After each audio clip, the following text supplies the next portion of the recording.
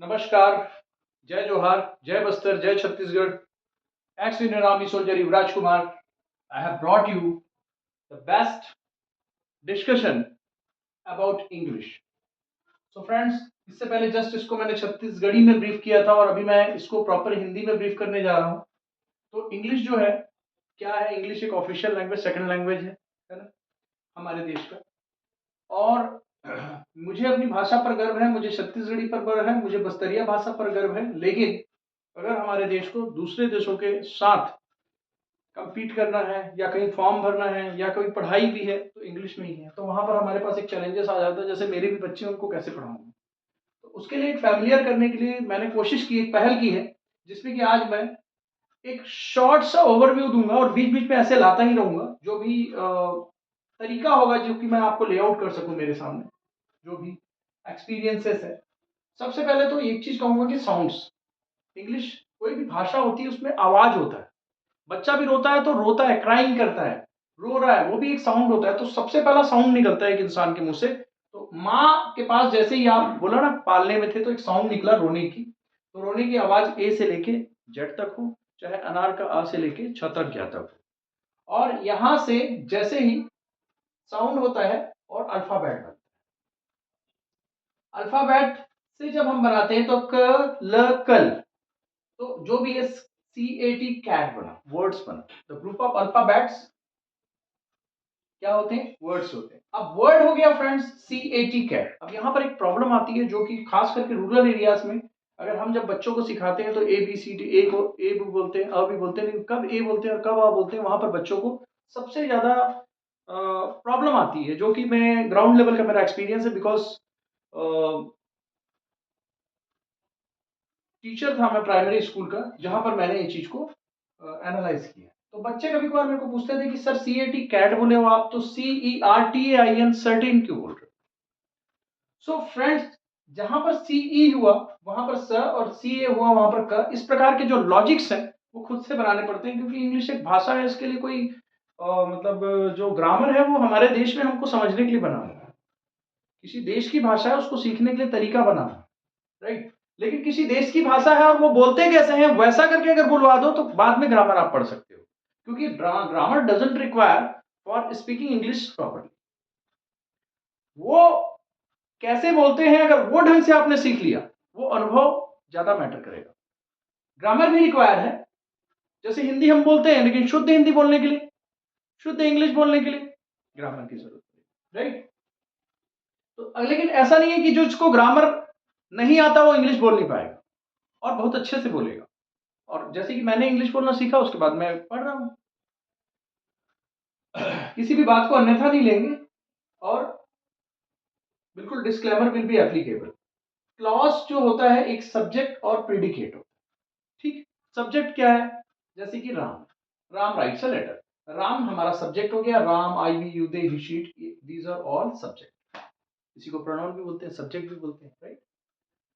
ये सारे सब्जेक्ट है, I, we, you, they, he, she it, है ना। राम की जगह I, we, you, they, he, she it बोलते हैं। अब ये सब्जेक्ट और प्रेडिकेट हो गया फ्रेंड। तो Ram writes a letter, writes a letter क्या है, आपका विधेय हो गया, प्रेडिकेट और ये सब्जेक्ट। क्लियर है, देख रहे हो, समझ में आ रहा हो। अगला आता है सब्जेक्ट, वर्ब और ऑब्जेक्ट। ये तीनों के बगैर कोई सेंटेंस आप बना नहीं सकते। अब राम पत्र लिखता है, लेकिन हिंदी अगर आपको जब बनाना रहता है, राम लिखता है पत्र। देखो, राम राइट्स का मतलब लिखता है और अ लेटर का मतलब पत्र। राम लिखता है पत्र, ये हिंदी का सीक्वेंस है। इंग्लिश का सीक्वेंस है, राम पत्र लिखता है, राम लिखता है पत्र, ये इंग्लिश ऐसा होता है। आपको जो कन्वर्ट करते हैं वो लोग ऐसे कन्वर्ट कर सकते हैं। मैं स्कूल जाता हूं, मैं जाता हूं school, I go to the school. वह खाना खाता है, वह खाता है खाना, ठीक है। This is conversion. कन्वर्शन का स्टाइल यही है। अगला हो गया, आपको समझ में आ गया सब्जेक्ट, वर्ब, ऑब्जेक्ट जरूरी है। यहां तक समझ में आ गया फ्रेंड्स। इंग्लिश एक भाषा है, बिना चिल्लाए बच्चा रोता है, ध्वनि, ध्वनियों के मेल से बनता अक्षर, ठीक। अल्फाबेट बनेंगे, अल्फाबेट मिलकर बनाते हैं groups.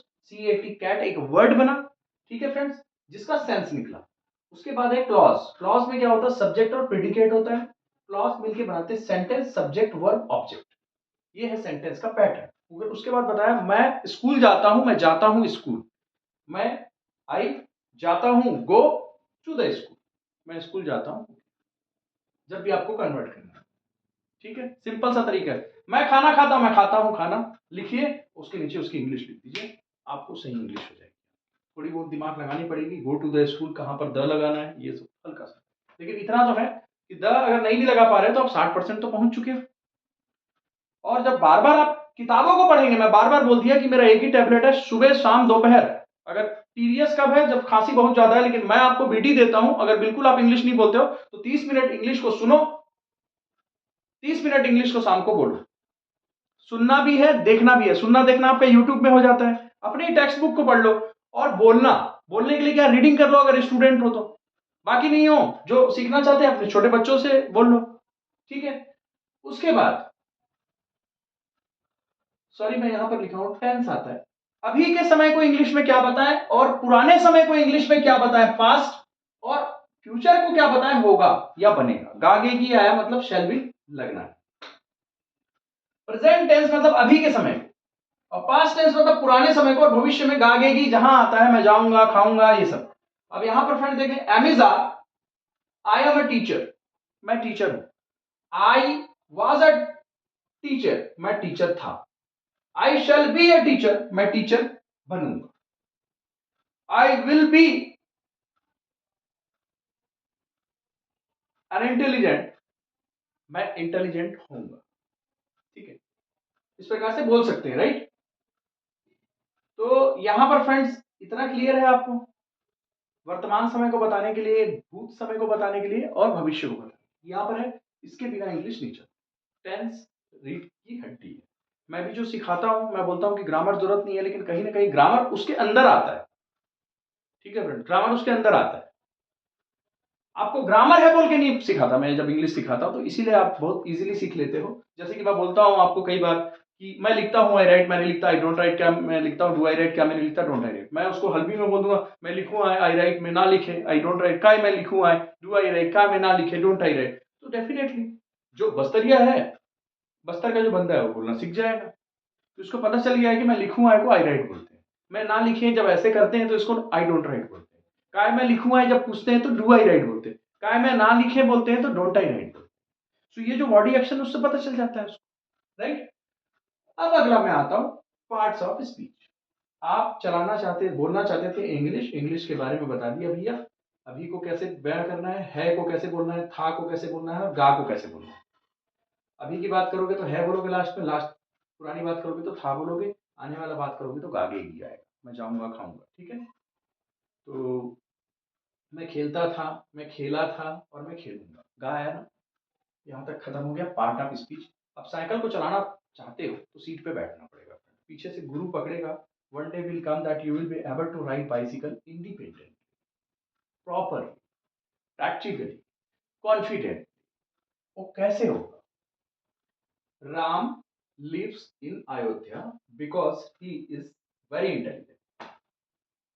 O my god, total part of speech 8 होते हैं, डेटरमाइनर्स को मिला लोगे तो 9 भी बोलते हैं कहीं कहीं लिखते हैं।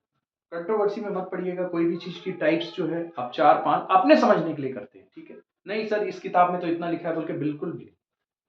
टाइप्स हम डिसाइड करते हैं क्योंकि हमें अंडरस्टैंड करना है किसी चीज को, तो टाइप्स को हम डिसाइड कर लेते हैं। अब राम हो गया, राम आपको पता है कि सबसे पहले नाउन का बताऊंगा आज की क्लास में। द नेम, नाउन क्या है? नेमिंग वर्ड, जिस चीज को आप देख सकते हैं, छू सकते हैं, और अंदर से महसूस कर सकते हैं। हैप्पीनेस, मैं बहुत खुश हूं, महसूस किया मैंने अंदर से, मैं छू दिया, दिस इज अ बोर्ड, ये बोर्ड है। और क्या है फ्रेंड? देख सकते हैं बोर्ड, और नाम ले सकते हैं, तो नाउन है। तो नाउन, मैंने एक पर्सन को देखा, उसका नाम है Ram, Ram please come, Ram noun. Ram lives in Ayodhya because he, Ram कहां गया आंटी? राम वहां गया है। हाँ वो लड़का आएगा, लड़का, वह लड़का आएगा, वह बोली आंटी, तो वह यहां पर हो गया ही इज वेरी इंटेलिजेंट। राम मतलब राम की बात हो रही, Ram is an intelligent, he is an intelligent, मतलब नाउन और प्रोनाउन। बार बार नाउन को ना बोलना पड़े तो प्रोनाउन बोलते हैं। a word which is used in place of noun to avoid repetition of Ram, repetition of noun, मतलब राम बार बार ना बोल के ही बोला तो आई भी you they he she it बेटा प्रोनाउन। ठीक है, सॉरी मेरे मुंह से बेटा निकल जाता है, बुरा मत मानिएगा क्योंकि बच्चों को पढ़ाते पढ़ाते आदत होगी। अब नाउन और प्रोनाउन हो गया। अगला लिप्स, अब आते हैं वर्ब।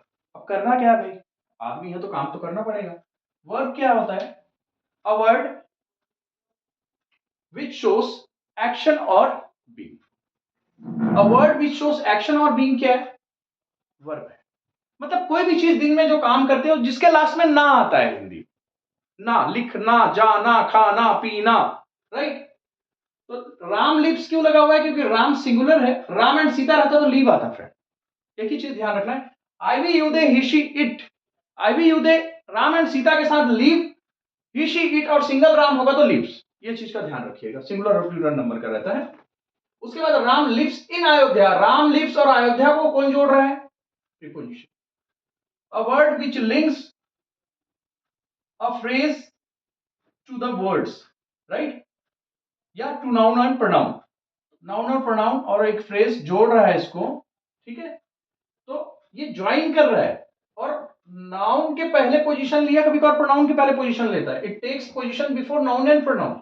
इन क्या होगा, I am going to school, I am going और स्कूल के बीच में टू लगा हुआ है, cat is on the table, पर, के, को, से, ये सारी चीजें क्या होती है, संबंध सूचक, मतलब इस और इस फ्रेज और इस वर्ड के बीच में संबंध की सूचना दे रहा है इन, तो दैट इज संबंध सूचक, प्रीपोजिशन बोलते हैं इंग्लिश में। ठीक है फ्रेंड, अगला मैं आता हूं, यहां पर आता है बिकॉज।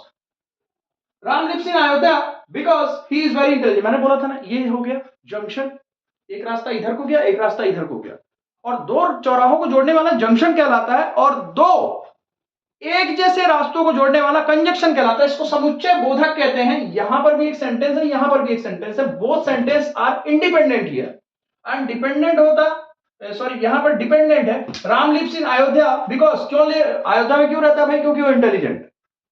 अगर Ram lives in Ayodhya and he is very intelligent तो क्या होता, सब कोऑर्डिनेटिंग होता, कोऑर्डिनेटिंग होता है। यहां पर सबऑर्डिनेटिंग है, क्योंकि इस सेंटेंस को बिकॉज लिख दिया तो क्योंकि उसके आगे ये जुड़ा हुआ है।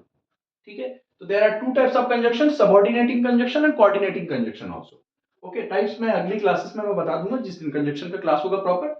अगला आते हैं, प्रोनाउन का बता दिया था, बार बार राम की मां राम नहीं बोलना चाहती तो वो लड़का गया है बोल के, तो ही प्रोनाउन। अब फ्रेंड यहां पर इज जो है ये एक हेल्पिंग वर्ब है। ठीक है फ्रेंड, आपने सुना होगा टू बी, होना किसी चीज को बताने के लिए एम इज आर। ठीक है, अब उसके बाद फ्रेंड ही इज इंटेलिजेंट बोलोगे तो ही का राम की जगह ही बोला, और वह कैसा है, इंटेलिजेंट। कैसा है जब बोलते हो तो एडजेक्टिव, तो एडजेक्टिव क्या होता है, a word which tells about the quality of noun and pronoun. किसका, नाउन एंड प्रोनाउन की क्वालिटी, राम इंटेलिजेंट है, वह इंटेलिजेंट की क्वालिटी बताता है, उसको एडजेक्टिव। ठीक है, अब जो एडजेक्टिव है, कितना एडजेक्टिव है जब आता है तो एडवर्ब, एडजेक्टिव की भी विशेषता बताएगा तो एडवर्ब होता है, एडजेक्टिव और प्लस वर्ब मिलके एडवर्ब पर। अब वर्ड विच मॉडिफाइज, एड से एडजेक्टिव, वी से वर्ब, ये एडजेक्टिव, ये वर्ब और another adverb, very another adverb है, और another adverb in the same sentence called an adverb. अब देखिए, राम लिव्स, राम गोस स्लोली, राम गो स्लोली होगा तो सपोज राम गो स्लोली, धीरे जाता है, तो वर्ब की विशेषता बता रहा है, वो भी एडवर्ब होगा। यहां पर एडजेक्टिव की विशेषता बता रहा है, कितना है, कितना मतलब इंटेलिजेंट है, बहुत इंटेलिजेंट है, ये एडवर्ब होगा। ठीक है, अब यहां पर मैं आ जाता हूं पार्ट ऑफ स्पीच। देखिए आपके 8 पार्ट ऑफ स्पीच क्लियर हो गए। ठीक है, ओ माय गॉड, इंटरजेक्शन, जब आप interjections are amazing words, right. तो यहां पर मैंने पूरे पार्ट ऑफ स्पीच बता दिए, अभी को कैसे इंग्लिश में बोलना है, पुरानी बात को कैसे इंग्लिश में बोलना है, भविष्य में कैसे बोलना है, just like I am writing here, I was writing here, I shall be writing there. Clear है, भविष्य में कैसे बयां करना है, वो सारी चीजों को मैं बता चुका हूं। और फ्रेंड और भी वीडियोस हम लाते रहेंगे, पिछले क्लासेस में जो भी मैंने बताया एक बार उसको देख लीजिएगा, ठीक है।